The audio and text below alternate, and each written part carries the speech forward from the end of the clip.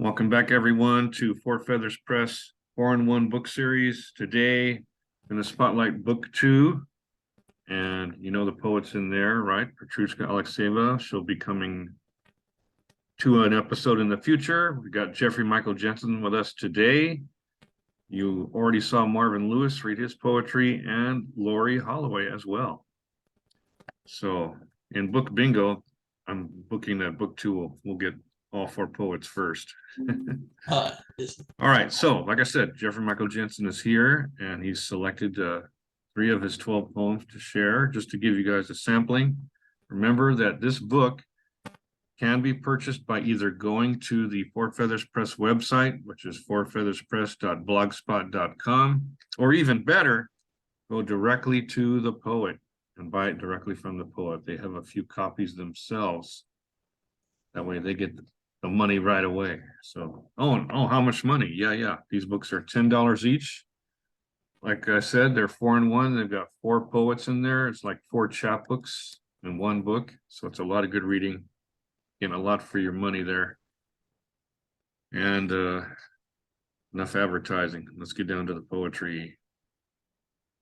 I'm going to screen share just to make it easy for you viewers. You don't just get to hear the poem, you also get to see it. Don't get scared. All right. So I'm going to slide on down past Petrushka town. Ooh, that's a slow slide. Can I slide faster? It's like we're going to read on the way.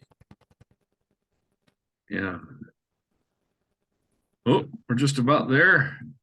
There we are. So Jeffrey's chapbook is called Before Trembling Takes Over the Night. Fabulous title, 12 poems, and we're going to start with poem number 3. Take it away, Jeffrey. Okay, jazz swimming. I drove 60 miles today listening to Coltrane. If not for work, I would have kept on pushing the envelope by listening to some alternate takes of A Love Supreme. I drove 30 miles yesterday listening to Monk before I realized that I was being followed by a fire engine for almost a country mile. On last Saturday, I drove by 7 churches, 3 parks, 2 malls, 1 cement pond, 5 McDonald's, 4 KFCs, and enough loud encampments to make a grown man cry.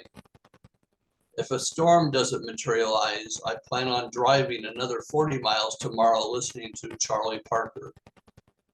If it starts pouring down, I probably settle down to watch 3 horror flicks, 4 sitcoms, play with cats, check my emails, burn a couple of Miles CDs, and let the world catch its breath before I hit the road again with more jazz swimming inside my head. Woohoo! Now, I got to tell everybody, I've been a fan of your poetry for many years, and this poem is almost normal compared to your other poems. Yes. Yeah, because one of the things I love about your poetry is the surrealism, but you can play this game. Is it true or is it not true? And I just want to point out some of the delicious details that you can find in Jeffrey's poetry. For example, alternate takes of Love Supreme caught my attention right away. Oh, wow. There are alternate takes. True or false? There are. There definitely are. Of course, here's a phrase. I wonder if everybody knows it of a certain age, a country mile. Is that something that young people know? I wonder. Yeah. But I bet they know about, go ahead. I'm sorry, Jeffrey.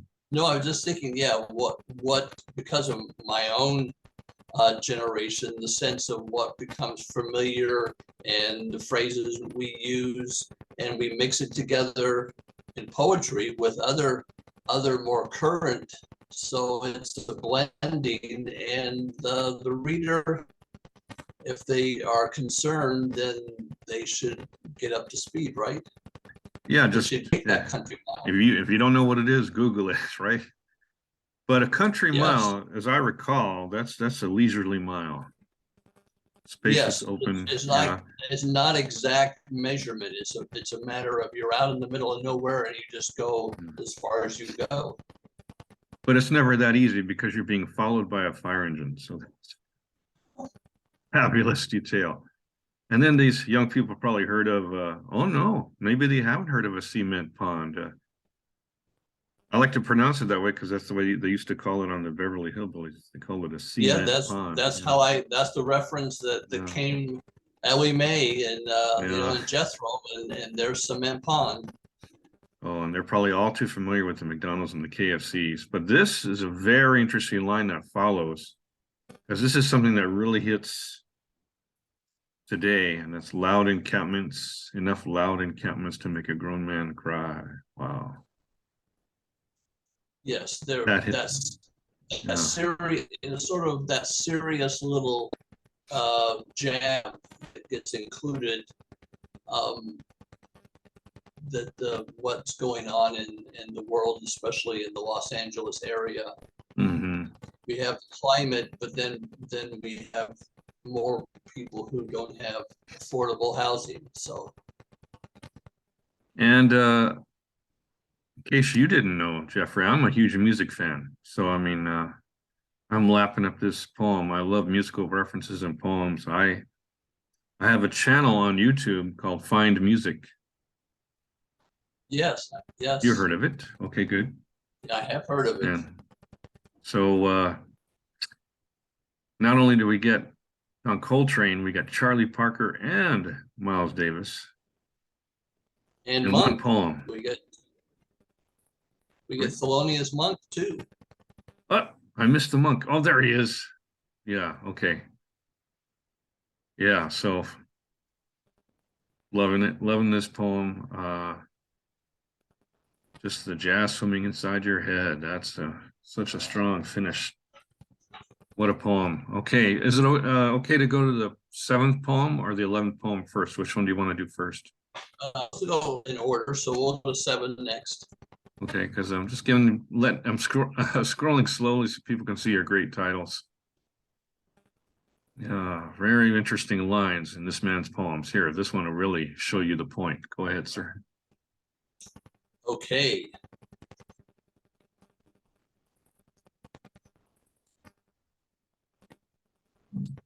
As you see, the title is Rubbing Two Odds Together Yet Coming Out Even.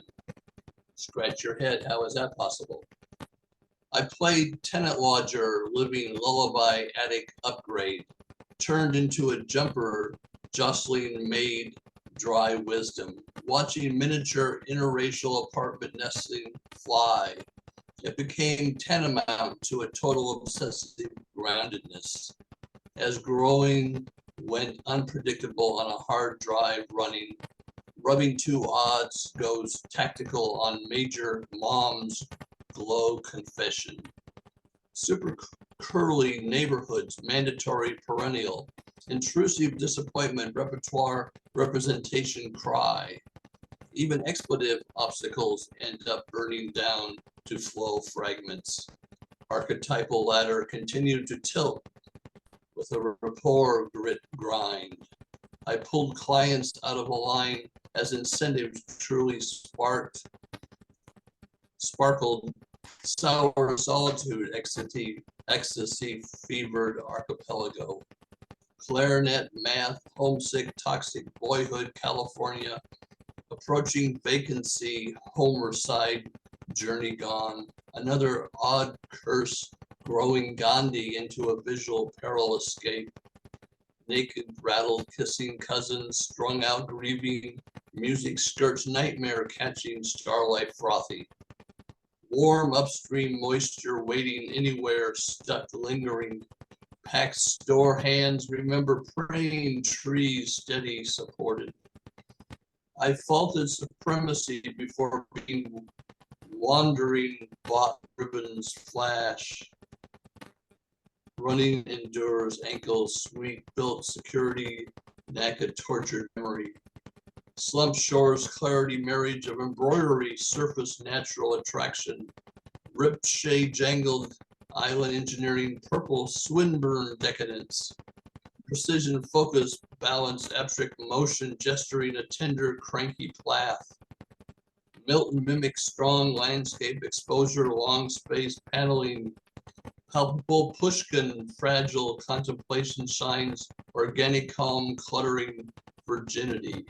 I come out hissing pounds, dirty corner slump, and swallow derision enormous as Eliot's inconsequence. Toiling, tenacious, humble, chatting prey as even saves the day. Now this is the Jeffrey Michael Jensen I love. Right? I'm gonna venture to say something I firmly believe, and that is you love words. Oh, words are it. Yeah, bottom line. And coming up with the line, I live for the line. That the architecture, the words that I can put, part of it is alliterative, part of it is nonsensical, part of it is of a hidden meaning within that line. And I build some poems, it's just a matter of building one line after another. Until I'm happy with one, then you go to the next and to the next and until you exhausted. But then I just have fun.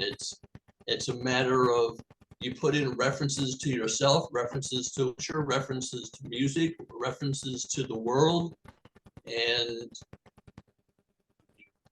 come up with the right words. Yeah, stir it all together. So it's your pleasure. Yeah. Oh. So for me, it's a very pleasurable creation. I believe it. I believe it. It's a pleasure to read too. It's such a wonderful challenge. I love going line by line, right? To enjoy the soundscape of every line, right? Yes. You could pick a line, Yes. pick a line, pick a line. Sour, solitude, ecstasy, fevered archipelago. Hey, Yeah. that was worth the price of admission. Where have you heard that before? That line alone. Yeah, this is just, your poetry is just splendiferous. It's wonderful. And it is, I know it does. I did learn something today that, you're consciously putting in these references, and there's quite a range of references in this one, right? You got some poets. Yes, poets. What do you call the others? We have Swinburne, Pushkin, and we have Ezra Pound and T.S. Eliot. Yeah, so poetry saves the day here. Yeah. Fabulous, fabulous, just fabulous. Thank you, thank you. We'll give people one more taste of your poetry, and then hopefully your messages will come roaring in that they want to get this collection, because it's just 4 poets in one, and one of them is the great Jeffrey Michael Jensen. I believe you said number 11. I did. Mumbo. Okay, mumbo with a dash of jumbo. A rose is an onion, is an apricot, is a grasshopper, is a poet in all of the most genuine bogus philosophies. James Taylor has made the most of some inclement ravishments in his Fire and Rain, while I'm more a gondola stuck in a ferocious cloud formation kind of guy. I attempted to channel Black Sabbath, exhume mothers of invention, stomp out a little Moby Grape, but all I came up was a frazzled moon falling out of a picture frame. This was not a bad effort, though for a Sunday afternoon with a storm brewing and my running shoes tied up in divorce court. It was still no David Carradine doing his best kung fu against unsuspecting matadors who had been lining up for tag team day in a bone-dry bull ring. While a Bobby V lookalike had 1,000 eyes bubbling from his lips, I felt myself ready to take one last Milky Way scoop of a double helix delight as I stood on the cusp of one very frothy yet shaky straddle. This might be my favorite of the 3. Yes, so we have the music all over the place. Yeah, popular culture. I mean, you grow up with it, you get immersed in it, and then you throw it back, you know, in hopefully in a more intriguing sort of abstract sort of way. But I love James Taylor. We have Black Sabbath. We obviously Moby Grape is a less well-known act from the 60s, but they were very intriguing. Mm-hmm. So people have to go back to Google again and find out where these things come from. And they would be remiss if they didn't go want to listen to some of these acts that they may have not heard of. Very good point. Very good point. And I want to point out your light and shade. There's a lot of light and shade going on in his poems as well, right? Take it from the top. Look at this. A rose is an onion, is an apricot, is a grasshopper, is a poet in all. Yes, That's so we have to go back to, you know, a rose is a rose is a rose. So I have to twist that a little bit. It's an onion, an apricot, is a grasshopper. I mean, come on, it's all comes back to poetry then. Yeah, and you contrast yourself with James Taylor saying, I'm more a gondola stuck in a ferocious cloud formation. Yes. Oh, that's the great visual image. I love visualizing these things.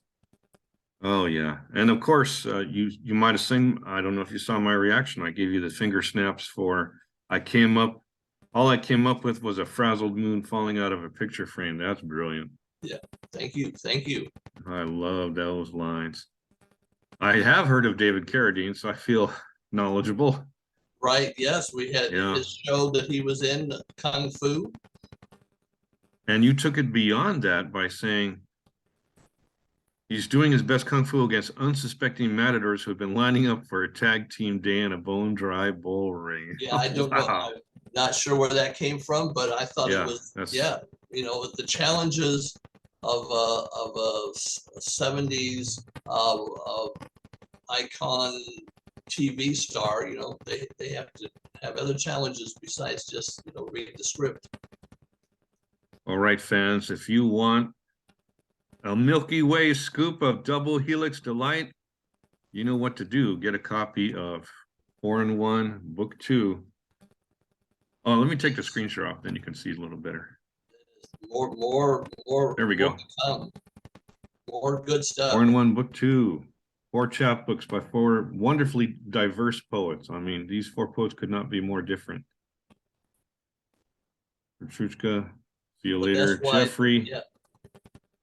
Go ahead, Jeffrey. The range of poetry, you know, it can satisfy all sorts of appetites. Yeah, that's right.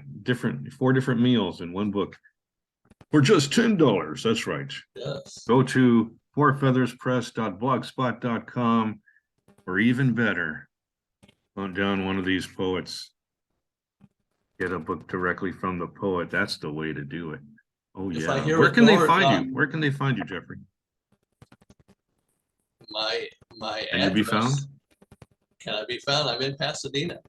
Or they can come to where I work, Granada Hills Library, LAPL, Los Angeles Public Library Branch, Granada Hills, where I'm the adult librarian. So all sorts of places. Excellent. Excellent. Thank you so much, Jeffrey. Such a pleasure to read your poetry. Fabulous, fabulous. And it's all rock and roll. Hope I'll see you soon. Very good. Take care. Yeah. All right. Thank you again. All right, gang. Until next time. Ooh.